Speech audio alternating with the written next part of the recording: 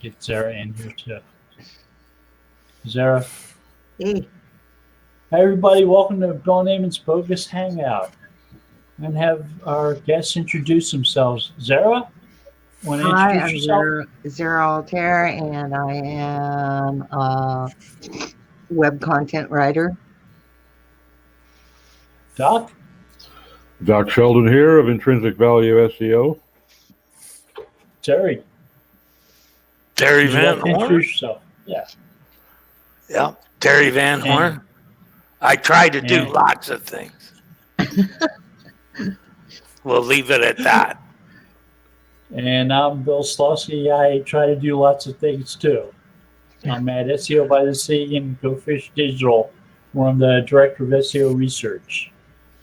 So, Terry, you found a bunch of stories for us to talk about today.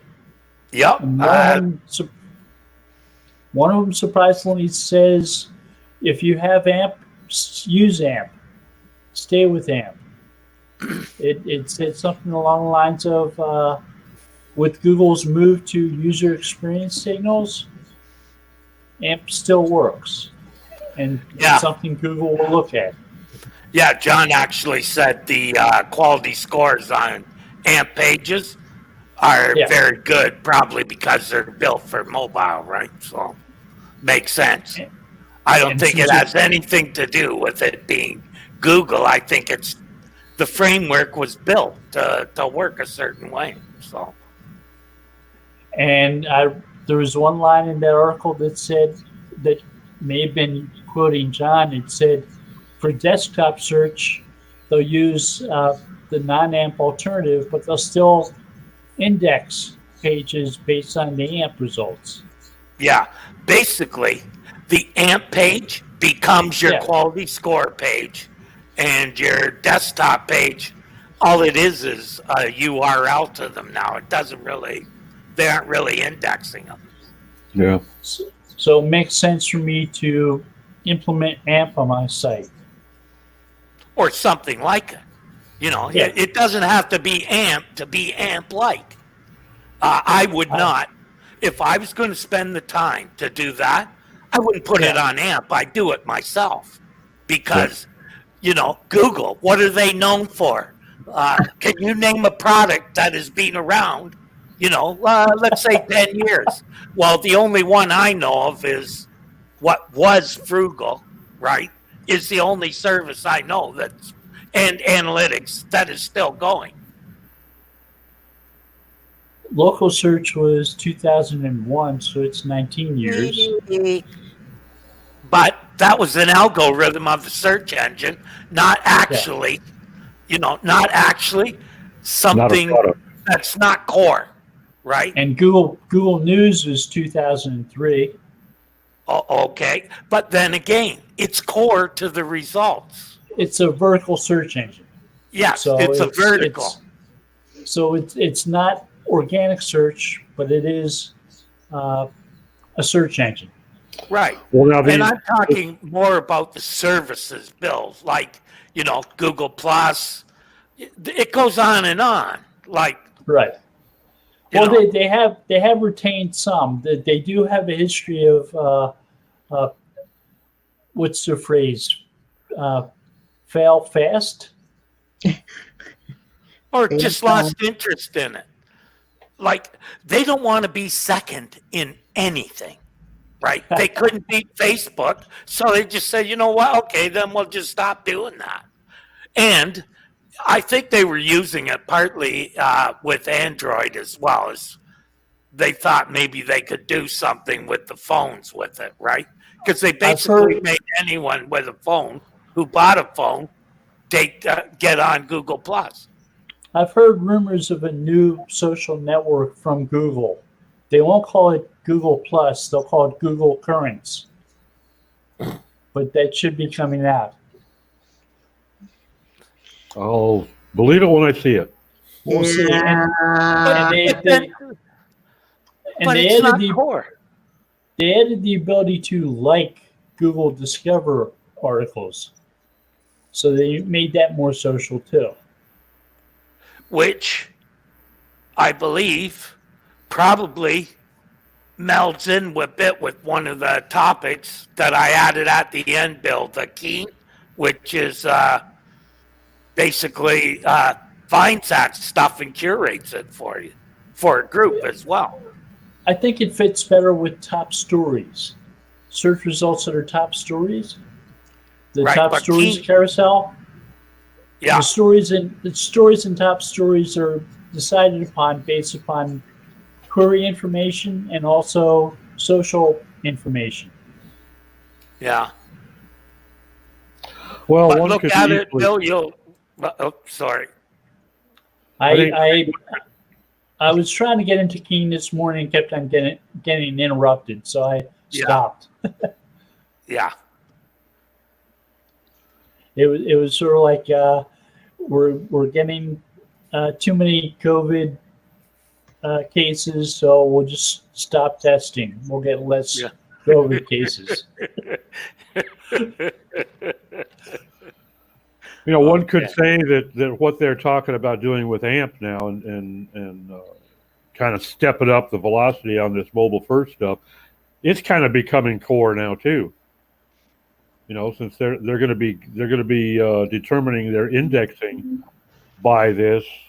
I just don't see where it's anything less than core, and I Okay. don't see them likely to back off of it.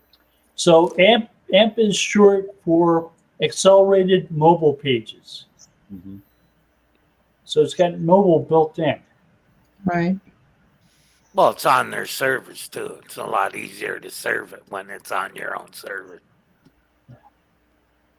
Right. I just don't. I don't see any. I don't have any clients. I have not had any clients yet that fall into that what I think is a pretty narrow category of clients that really could get benefit from going AMP. Okay. Here's how I kind of look at it.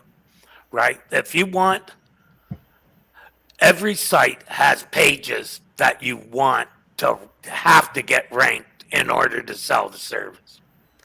Those pages, I would definitely do an AMP version, do and for the mobile, because, a lot of the browsing now, I kind of look at phones as being the new browser tool, and people actually go online to buy.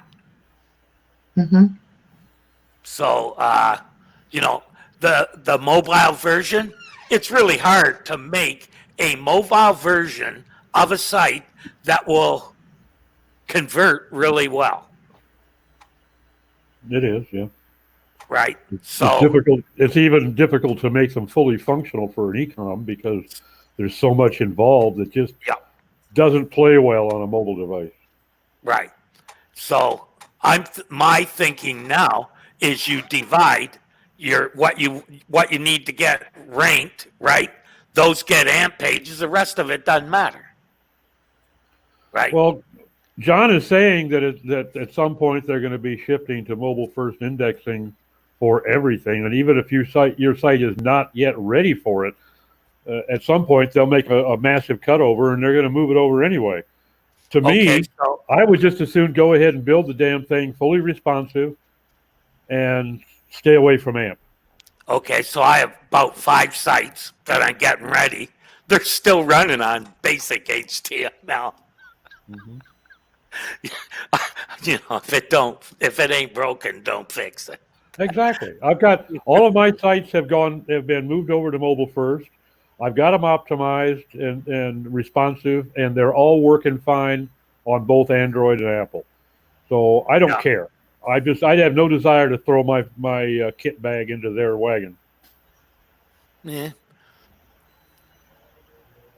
But when I rebuild those sites, I'll probably start them on AMP and then throw the rest of it on WordPress.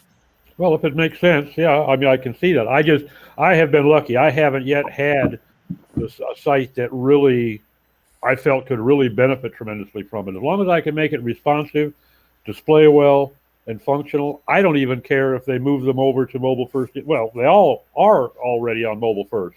Yes. So, yes. I prefer to play in my own field rather than letting them take the reins. It's just I just have a distaste for being bullied into something that. Well, I have to Yeah. look and see exactly. Like, here's how I am right now. I haven't even looked at AMP. Like, I'm not interested. So, Yeah. my brain is such that I don't put new stuff in because then I lose some of the stuff. You got to push something else out, right? To make room. Got to make sure there's room for it in the knowledge base. Oh, I looked at it only because if I was going to bitch about it, I felt like I needed to at least inform myself. And I didn't like what I saw, so now I feel totally justified. But if it's something that facilitates, like when I was developing, I found that I could not find a theme that could write a homepage that worked the way I wanted in mobile. So I ended up hand coding the homepage for mobile. Anyways, so, if I were to take that to the next level, AMP would make a lot of sense.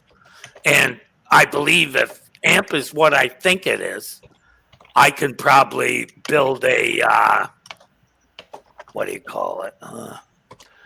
I can build a scraper that would scrape what I need off those sites, and I would be able to easily put an AMP site Auto together. format it. Yeah. Uh-oh. Yeah. So that's where I was kind of looking at it. So explain to this non-tech person the difference with Google focusing on AMP pages. What is Well, they're not focusing on them. They're focusing on mobile. And Oh, the way okay. they've set up their indexing is basically AMP's at the top of the list, okay? right? So if you had an AMP site and a responsive site, right, it would to rank your site, it would use the AMP version. Okay. So AMP is a simplified version of HTML and JavaScript. right. It's easier for Google to process quickly. Right. So websites like Docs that are mobile responsive but not AMP, how does that affect those sites? So an AMP page is supposedly quicker to process by the search Right. engine. Since Doc's site has been designed to work quickly on a search engine, he doesn't necessarily get benefit from AMP. Okay. All right. Great. That's what I was trying to understand that. Yeah, I wonder, do they restrict the use of pictures and stuff like that? They restrict whatever suits their whim at the moment. Yeah, whatever That's the they problem. feel like restricting. Like, Okay, but are they? Bill, you've probably looked at this. What happens to things like GTM? You don't have that the tag manager in AMP pages, right? I don't know. I don't think you do. I think you're losing an awful lot of analytical data when for the AMP page. On their servers, they don't need. It's on their servers. They can get the data and put it in your analytics. That's probably what they're doing. I don't care what they need. I don't care about what I need. Are they going to put it in there? That's my question. I got a feeling that and I can't say with any authority because I'm not using any, but I have a feeling that an AMP page is not going to give me near the analytics data that I want. I'm betting it'll give you more. Google's all about the analytics, Doc. That's why it's one of the few programs that hasn't stopped that they were giving away. Because it works in their favor. I hope you're right. Do you think someone is going to use an AMP page for PPC, but they'd like to see you do that, right? But you wouldn't if you didn't have any analytics. And I can tell you from personal experience, I could gather a lot better data from collecting the data at the server level. I used to have a program Yeah. when I was doing PPC. I didn't trust Google Analytics. I basically collected my own data, right? Because theirs used to lag by about 3 an days. hour and a half.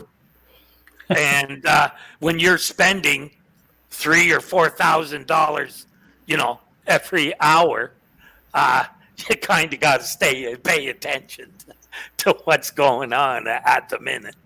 So I could do real-time analytics, which was fun because in the middle of a session, I could change bids and all kinds of neat stuff. Cut spammers out quickly. See too many clicks from one place, you go look, say, oh, this guy. We know like this guy. No more from you. Yeah, I was against AMP mainly because it was Google and you don't know when it's going to stop. But there's a few things they're doing that tells me this is something that they see to their advantage. They're also encouraging people with no website to go and use the Google website maker, right, Bill? Yep. And it's very simple from what I understand. Very simple.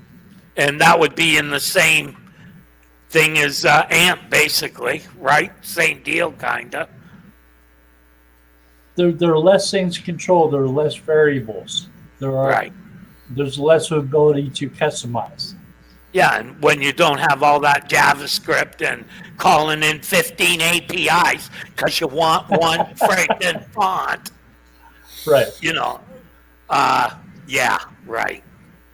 That kills me when you see a list this long of APIs being called in a theme, and none of them are used on the page. Not a friggin' one. How much effort does it take to put coding in that only adds the one that it needs to? Very little. About 3 or 4 lines, I would say. That should be at the core of WordPress. They should be teaching that this is why our slow sites are so slow. I'll get off the crate now. Yeah, Simon Cox just noted in the comments that you can have schema on AMP pages.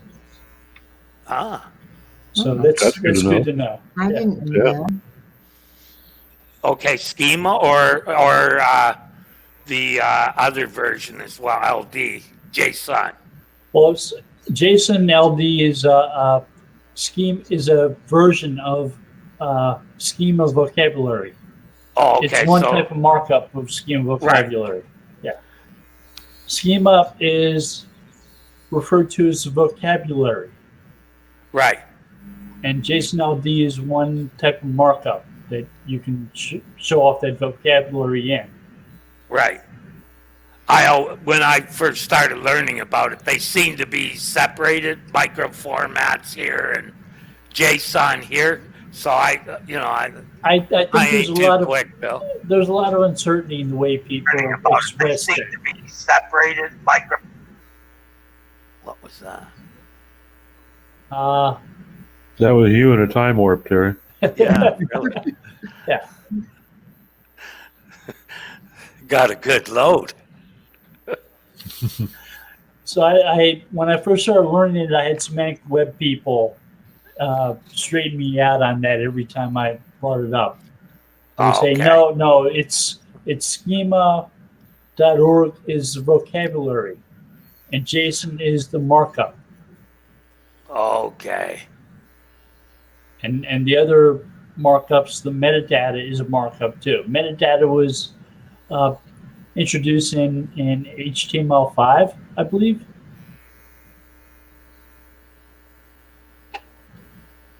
Is that the HTTP equivalent tags, Bill? Is that what you're talking about? It's the one with the item props, div, and the divs. Okay. Yeah. Okay, I was thinking you can also use HTTP equivalents if you don't want to use a div or a span or something. Sometimes it hides it much better. I used to use it for around currency in the office, in the offers. I started using the JSON LD, and since Google expressed a preference for it, I kept on. Yeah, I kind of like Jason. It's easy to work with. It was easy to learn. Yeah, it's much easier to program too.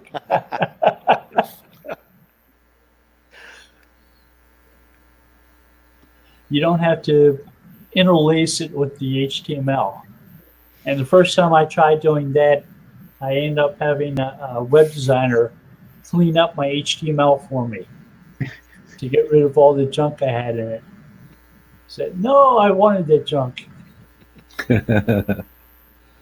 Yeah, you have to, if you have a good understanding of I never had any problem with that. I didn't add tags. I always found a way to use a tag that I was going to use anyways. Like for a description, I always used a paragraph tag.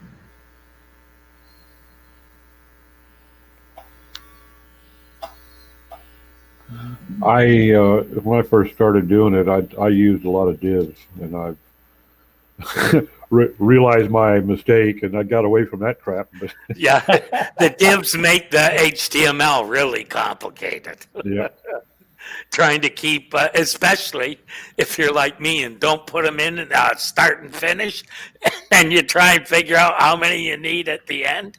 yep. I got into that, fell in that trap, but I was playing around with RDFA a lot because I had to use divs, and yeah, that's I won't do that anymore. Yeah. Okay, so Terry, another article that you pointed out was one from Alita Solis, Yeah, which on was the about category. optimizing category pages. Yeah. And there was, we've been mentioning his name a lot today, but John Mueller has a quote in there.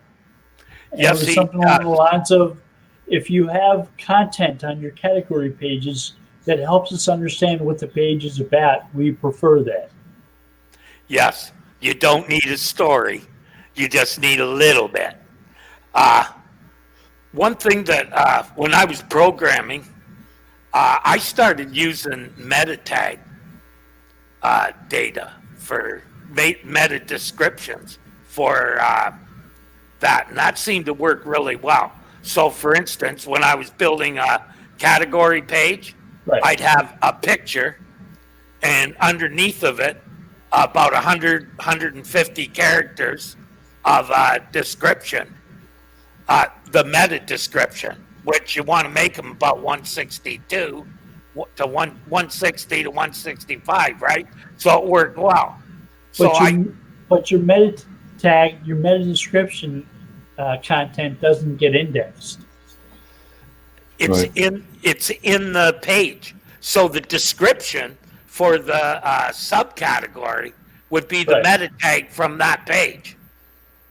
So you have the words on the page, but you also echo them in the meta description for the same page. No, the page that is linking to the subcategory. So on a category page, you have all the subcategories, and under the picture for the subcategory, you have the meta description or description for that subcategory. And Okay, so what's the meta description on the category page? Well, it's the one you wrote to cover everything. It's like a meta description on any web page. On any other, okay. Yeah, it was just a way to leverage the meta description, which Google doesn't like to use anyway, so might as well get some use out of it. But it worked really well for ranking pages because it made them relevant to the subject because it's the meta description for the page. Yeah, and it's amazing how many people that are using categories, they'll either not put any content at all on the category page, or no meta description whatsoever for the category page. And you're missing an opportunity there. You know? Yeah, if you're just putting pictures on a page, you just wasted the whole frickin' page because it can't rank for nothing. And putting a whole bunch of pictures above 1,500 words of text also is, yeah, I'd be very surprised if it works because it's pushed the real content that Google sees on the page so far down the page. Doesn't work. And I remember optimizing photographer sites where the photographer just put pictures on pages, no text at all, no descriptions, no captions. Yep. The picture names weren't optimized well to describe what was in the picture. Did they have alt text for the images? I mean, did they do anything? No, not really. They took the pictures. They were photographers. That was what they were good at. Okay. They hired Bill to do that. Right. So they hired the right guy. They did. So Google may be getting to the point where they're actually able to understand what's in pictures now. Yeah, And I would read. There's a feature in Chrome where it can develop alt text for pictures. It's not necessarily what you might use as a human being, but they don't do too badly. It's pretty impressive too. I mean, a picture with no EXIF data or anything, no metadata whatsoever. Yeah. If you play with it, it surprised me how much detail it could determine. Well, I know this much. Traffic lights in cars, they can identify them real good. Don't forget crosswalks. Crosswalks. Yeah. The recapture, right? They must have that down pat. And umbrellas. And school buses, except the autonomous vehicles couldn't do school buses too well. Oh, man. So yeah, for a photographer, that you would want a description, because whatever Google is finding in that photograph, Right. that is, if you have a website for your photography, you want to sell your photography, that Google, whatever Google finds inside the image is not what the photographer wants to sell the image. So without a description. Well, Yeah. exactly. See, Google might look at that image, an image, let's say, taken of the couple at a wedding. Right. A couple in a tuxedo and a wedding gown.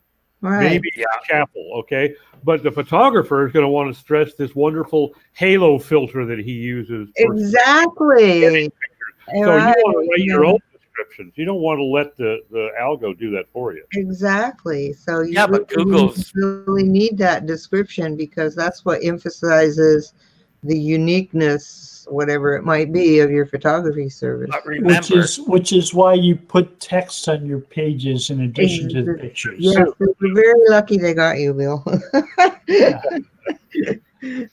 you don't, like, as long as I've been around, I've seen, like, when I started, it was nothing to see a website that was just one big picture. That's it. Yeah. The whole website was just one big picture. The company had an ad that basically said, "This is our phone number, call us." And that was a way of developing web pages, to make pictures of what you want on the page and then turn those over to an HTML coder who, if you're lucky, could code it so that search engine could capture that information. Well, kind of a wireframe type Right. process. Yeah. So one of the first mentees I had in SEO was originally an HTML coder for federal government websites, and he did HTML coding and accessibility. So I had to teach him how search engine crawlers worked and what they looked for on pages. And once he got that into his head, he turned into a decent SEO. Oh, I've always said coders make the best SEOs by far. Yeah. You got to know how to manipulate code or how to fix things. Right. What you got to understand the technology to be able to optimize for it. So he's able to take those images of websites, what they're supposed to look like from the Photoshop images, turn them into web pages. But then he learned how to do that so search engines could understand what was in those images, on those pages. That is. My first real client was a real estate client, and my job was I took the big handouts that they give at the new homes and turned those into websites. Very easy. The agency sent all the images and everything. All I had to do was cut them out and put them on a web page and put HTML around them. Won an award for duplicating their thing. Some people take a web page and turn it into a print brochure, and and some people vice versa. Yeah, I'll tell you, the agency that did it did not like me at all. Because I kept insisting on getting PSDs non-flattened. Oh, they were going nuts, because what they were doing is every time I asked for an image, they'd take the flattened one and remake it and say, here, and then charge the company for it. So I started asking when I got the stuff that I had to give me the original PSD, non-flattened. They did not like that. So since then, whenever I worked with an agency, I always put that in the writer. Yeah. That's a really good idea, Terry. Well, it's how you would not believe the bills they were getting. Like, I looked at it and thought, fuck, that's my pay. yeah, they don't like giving up their. Oh, man, those companies, they're talented. Yeah, it's the same with authors and cover work.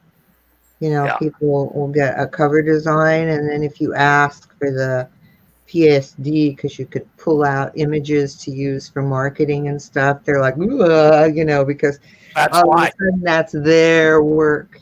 Yeah, you got to put that up front in the contract. You really do have to put it up front. Oh, yeah, because they charge for, basically, they say they're flattened, but I'm convinced that they don't flatten them. They just want to charge you for every image. At any rate, there were some other topics, too. There was a couple on local SEO that were kind of interesting. Just pulling it up here. One by Greg Sterling that I thought was interesting. Yeah. Searching land.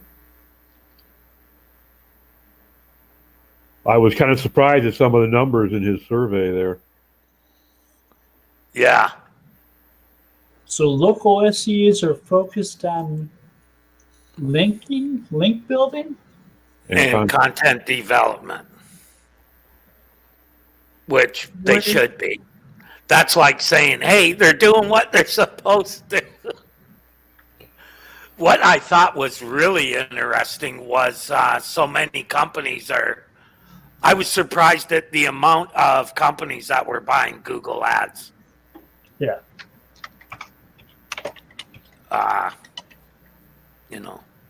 That surprised me. However, I do believe for a retail company, not having your items in product feed, I forget what they call it now, Google Merchant or whatever, not having your products there is stupid, because those images are pretty, those products are pretty prevalent in the results.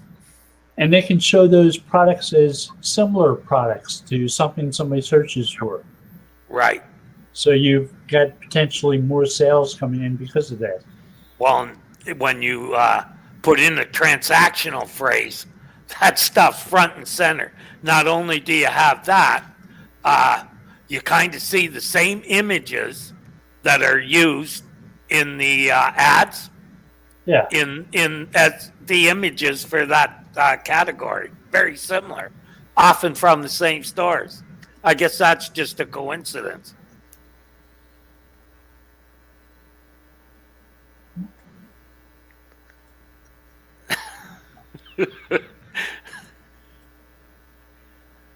So the other story was from Mike Blumenthal. Yeah. And his was kind of something new as well. A 3-pack carousel with. Okay, so what makes that new? 3-pack carousels. Well, it's got pictures from Google My Business of your products. So in your business listing, if you have products, Yeah. they'll take those pictures and add them to the results in a carousel. So that's another good reason to have your product pictures in the carousel in your Google page. And I read somewhere that one of the ways that you can make your page more relevant is by adding pictures. In other words, it kind of gives you a boost the more pictures you provide. But it makes I've been using the Google offers and Facebook offers, and they've worked pretty well for me. For free advertising, you can't beat it. And it actually, I found the offers get more clicks than the actual listing on there. So if you have a special, right? Yeah. Anybody who sees it must be interested if they're showing that in the pack. So it looks like it's mainly for transactional searches too.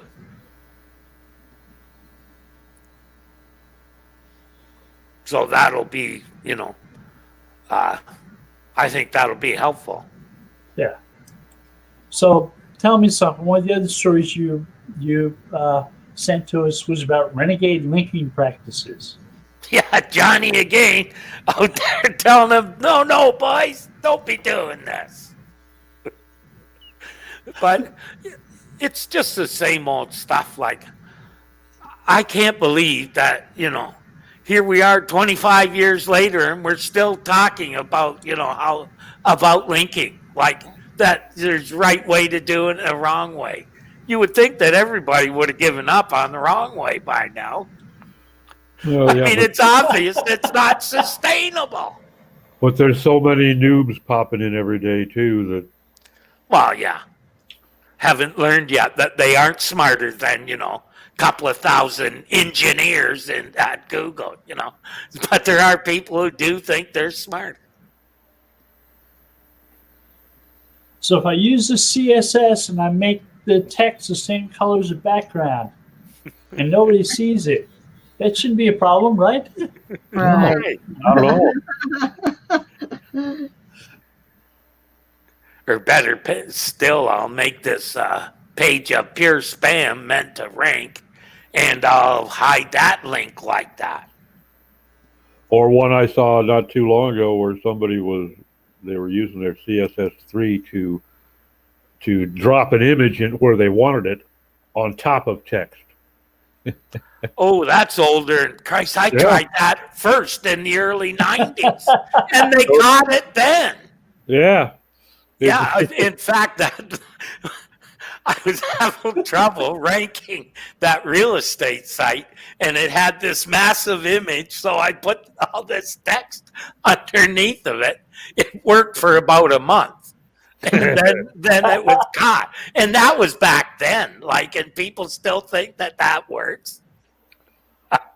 This was one of those guys that, hey, I just got my first client. Where do I start?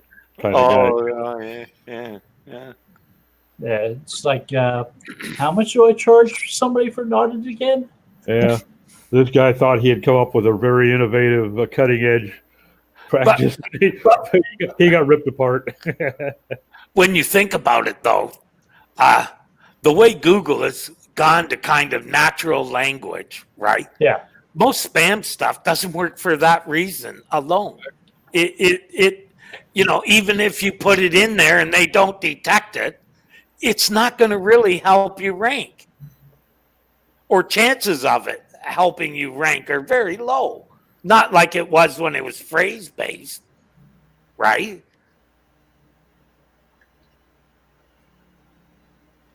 I'm not sure I understand the distinction between phrase-based and natural language.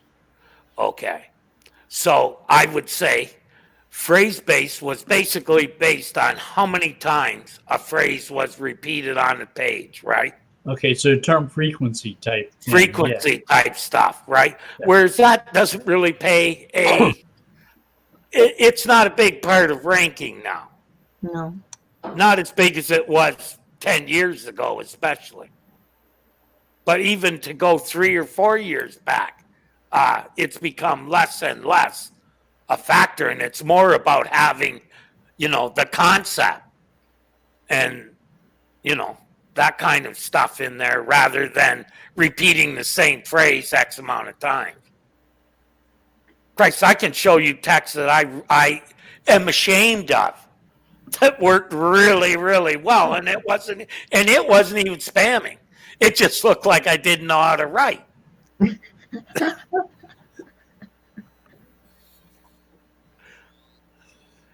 So semantic topic models weren't friends of yours? No, not at all.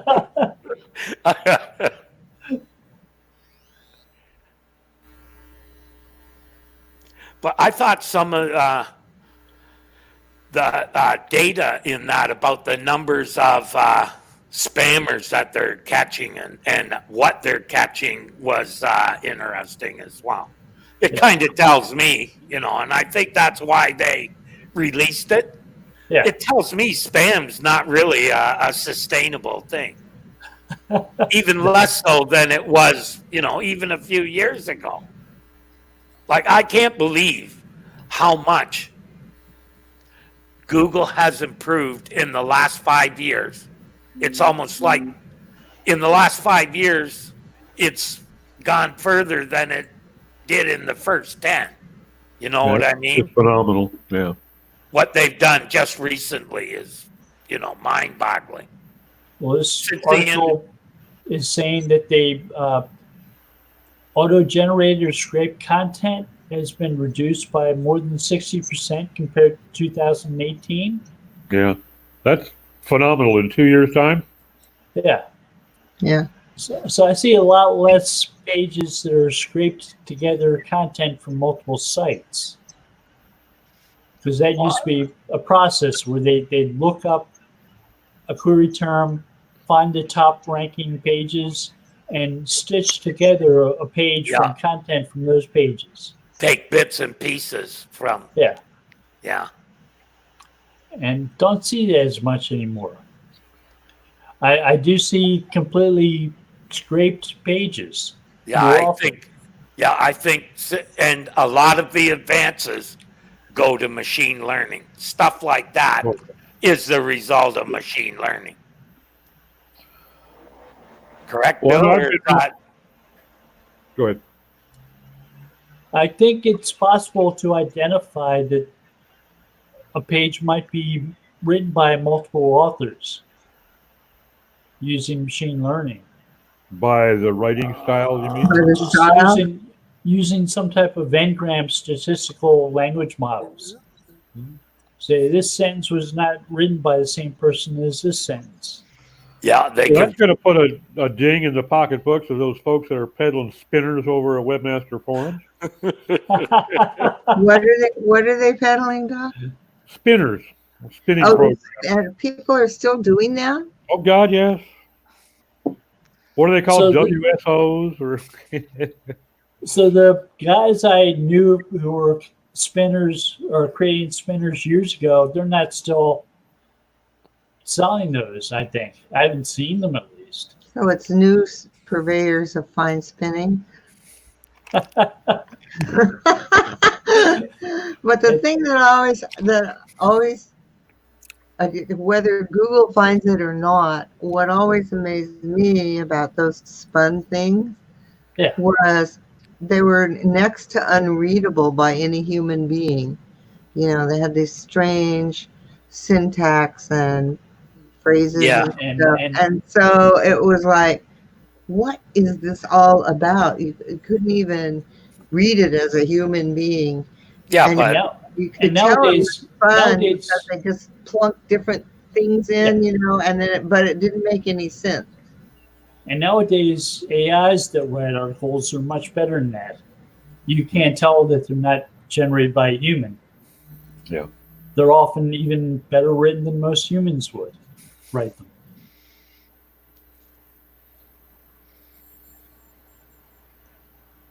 I mean, there are AIs that are there are companies that are trying to get copyright in their AIs names. Really. And there are people filing patents by AIs.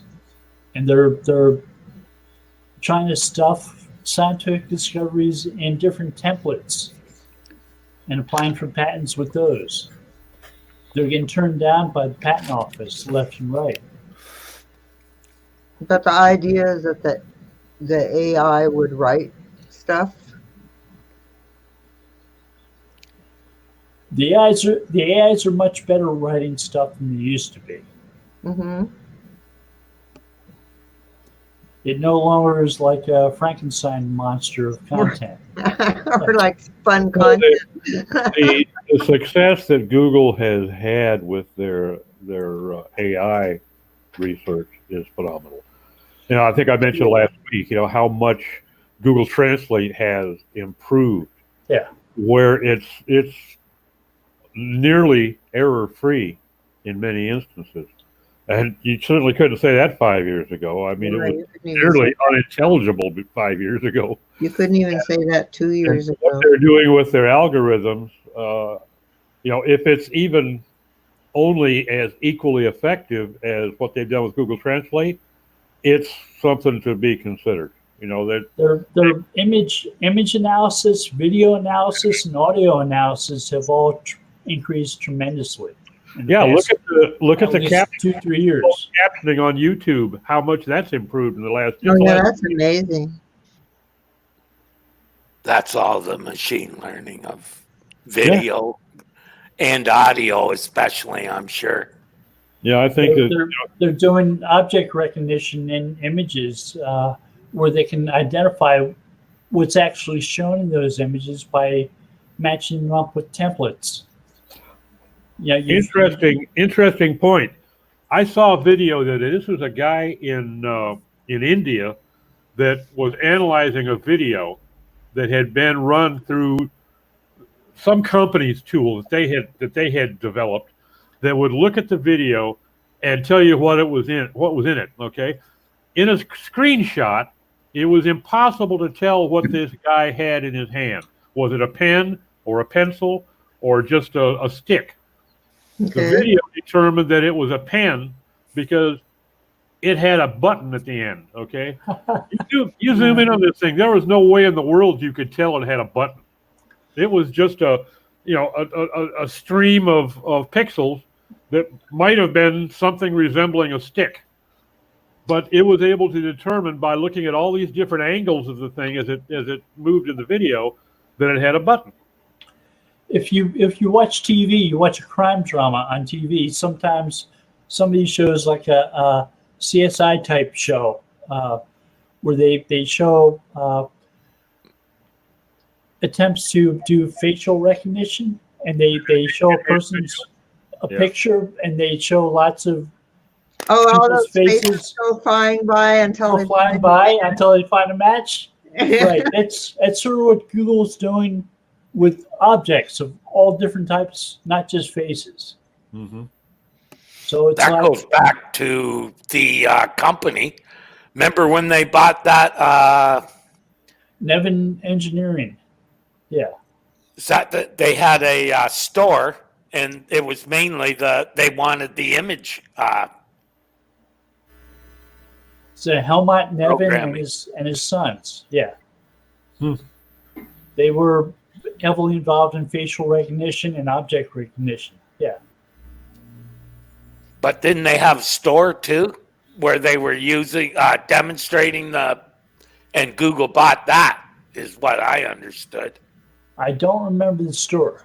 Maybe it's a different thing. I do. I have seen Helmut Nevin on a few other patents since then, so he's been working with them on new stuff. I should go look that up. I remember writing about it when I was writing the news for Search Engine Central.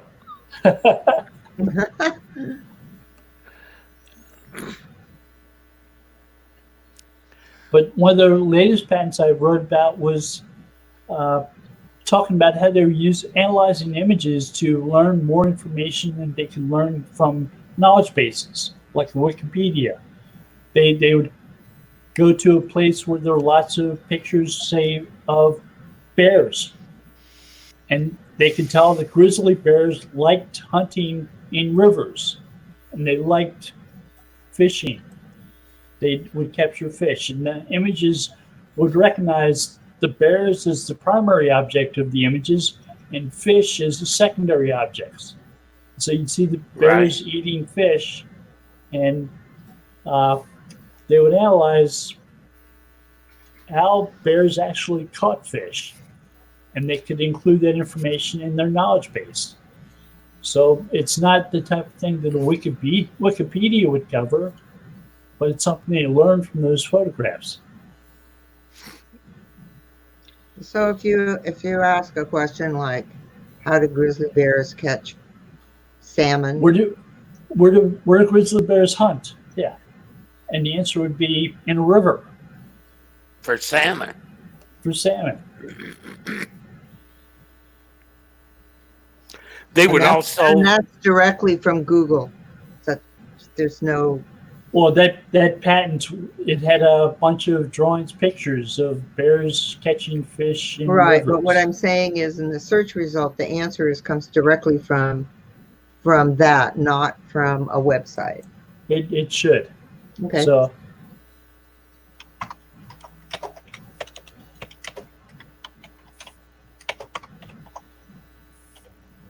if I search for where do bears hunt, let's see if it gives me an answer. How do bears hunt? I know what they do in the woods. What do they do in the woods?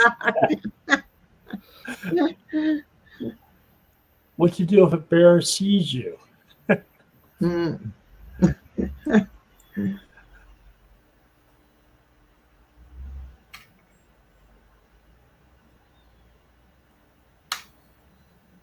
So I guess it hasn't been asked that question enough that it has. Really? Yeah. Right. So. That it includes in the people also ask results. Right. Nah.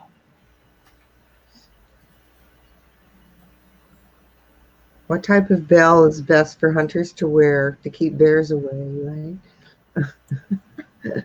What type of bell? I don't know. They use, so if a picture's in text, do they use text to kind of understand what the picture is too?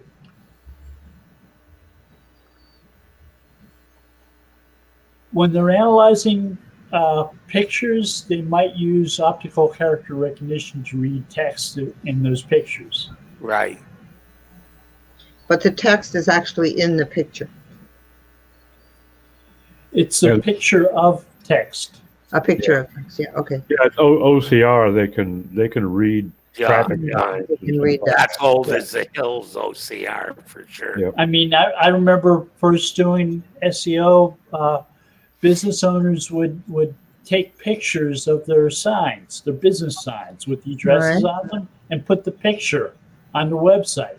And the search engine wouldn't be able to read the address from the picture because it wasn't text. You had to use actual text on your page to get a search engine to understand what your address was. It wasn't using optical character recognition to read the text in the picture. They could probably do that now, though, easily. It's questionable in that it could be potentially computationally expensive, but they could do it. And supposedly they've been doing it with text and street views. Though we see from captchas that Google uses sometimes that they don't always read signs for businesses well, because the captcha question is what is said in the sign. So they're getting human beings to help them understand what the signs say.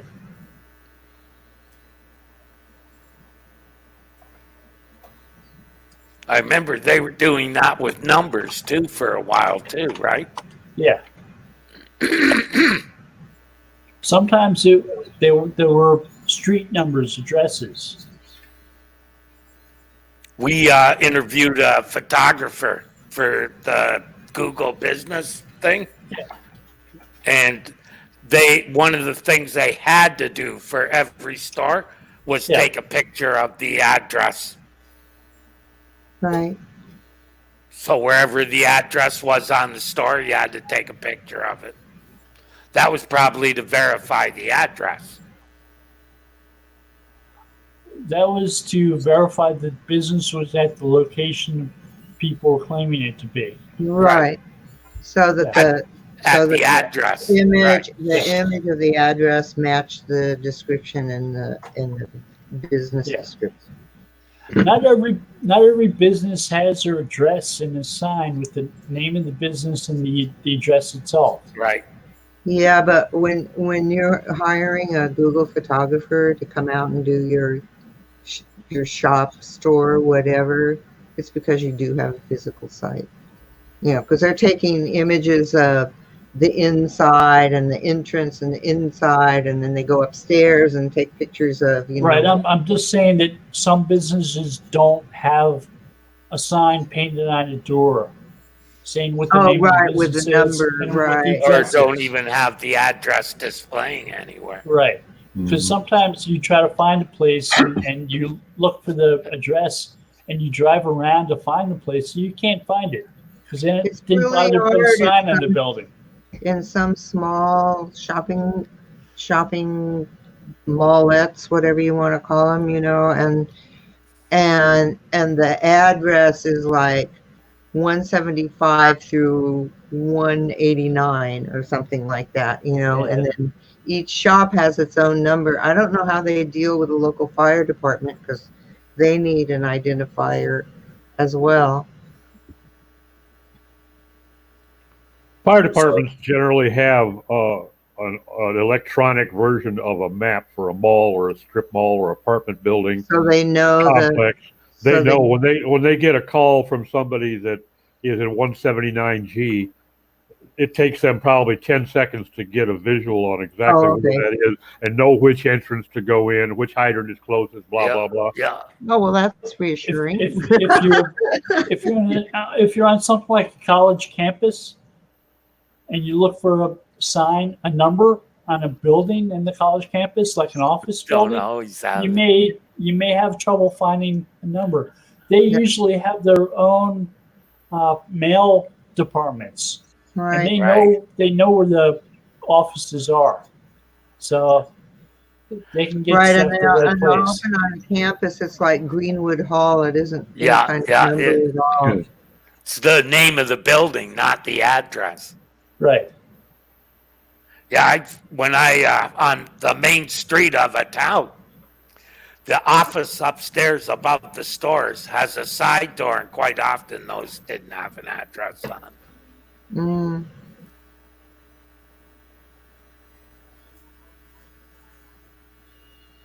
And having lived on a main street like that, sometimes there's a reason for that. A good reason. Yes.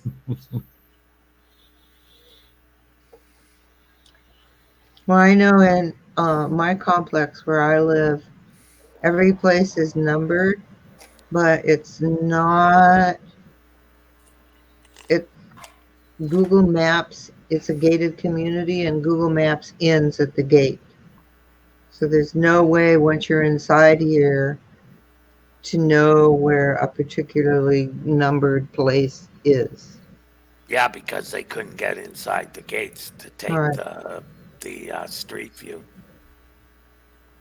Yeah, I remember I lived in a house that had multiple apartments in it.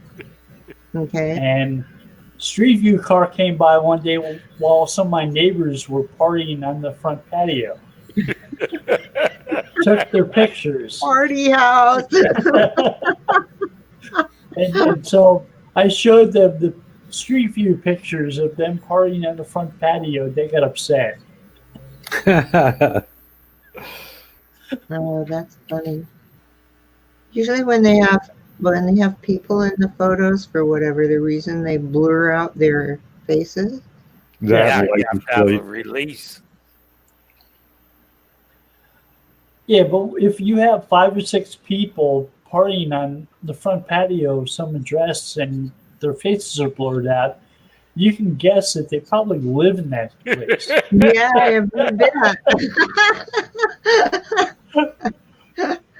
Someone does anyhow. Yeah. All right. For a good time, come to this address.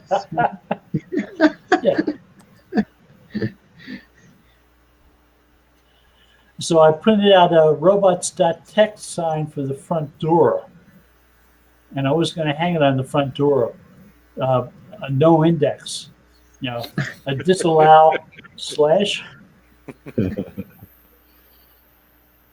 And I was going to hang it on the front door, but I figured it would puzzle too many people if I did that. But I would have liked it if it had shown up in Street View. Well, if you live in No apartment big no 410, index sign on the door. if you're in apartment 410, you could add down below, "We're not home. You know, we don't live here anymore." Permanently moved. Oh no. That's great. I've got a busy day. I'm gonna have to go.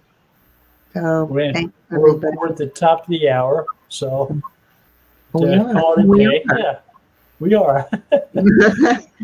Thank you for joining us. Take Yeah, care now. Everyone. Bye. Everybody, y'all be safe. Yep.